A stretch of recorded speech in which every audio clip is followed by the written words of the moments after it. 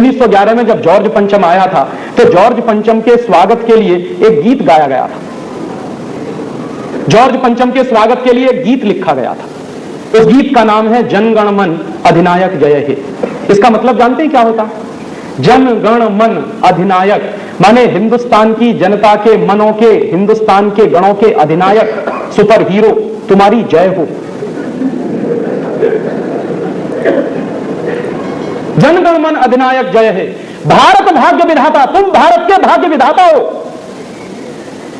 माने जो देश को बर्बाद करने में लगा हुआ है, जो जॉर्ज पंचम, और जिस जॉर्ज पंचम की सरकार से पूरा हिंदुस्तान बर्बाद कर दिया गया, उसके स्वागत में कोई गीत लिख रहा है, कह रहे हैं भारत भाग्य विधाता।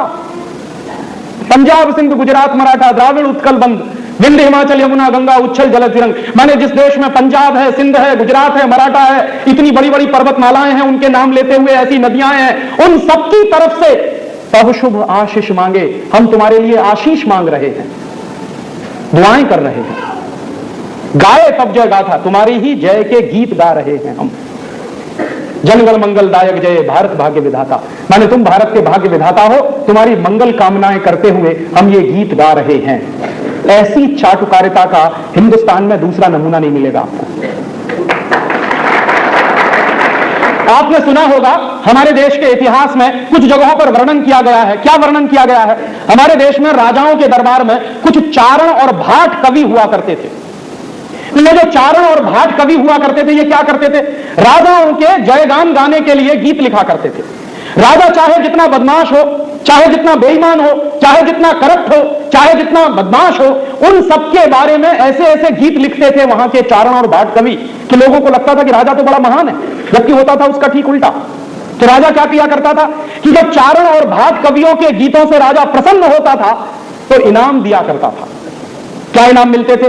जो चारण और भाट कवि जितनी ज्यादा चाटुकारिता करते थे किसी राजा की, उनको एस्टेट मिल जाती थी, जागीरें मिल जाती थी, सोने की असरफियां मिल जाती थी, सोने चांदी के कुछ जेवरात मिल जाया करते थे। तो इस तरह का सारे देश में चला करता था।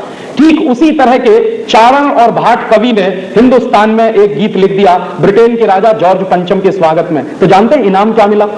उस कवि को नोबेल प्राइज दिलवा दिया। 1911 में यह गीत लिखा और 1914 में रविंद्रनाथ टैगोर को नोबेल प्राइज मिल गया। क्यों? क्योंकि ब्रिटेन के राजा की इतनी चाटुकारिता तो ब्रिटेन में कभी उन्होंने नहीं सुनी होगी जो हमारे देश में थी कुछ लोगों। और हमारा और आपका दुर्भाग्य जानते हैं क्या है? हमारा और आपका दुर्भाग्य कि जो गीत लिखा गया था जॉर्ज पंचम के स्वागत के लिए, उसका चरणगान गाने के लिए, वही गीत हमारे देश में राष्ट्रीय गीत मान लिया गया। बहुत बार कांग्रेस के अंदर इस बात पर बहस हुई। वो कांग्रेस जो आजादी के पहले, आज की नहीं, तो बहस यह होती थी कि यह गीत नहीं चलने वाला है, और चलता भी नहीं था। ज्यादातर दो ही गीत गाए जाते थे, या तो वंदे मातरम गाया जाता था या गाया जाता था झंडा ऊंचा रहे हमारा विजयी विश्व तिरंगा प्यारा। यह गीत तो आपके देश की आजादी मिलने के बाद, आजादी नहीं कहता मैं, तथाकथित आजादी मिलने के बाद आपके देश में चालू किया गया राष्ट्रगीत के रूप में। ये हम सबकी कमनसीबी है कि जो गीत हमको गाना पड़ता था अंग्रेजों की चाटुकारिता में, वही गीत अभी फिर गाया गया था 12 अक्टूबर 1997 को रानी एलिजाबेथ के सम्मान में।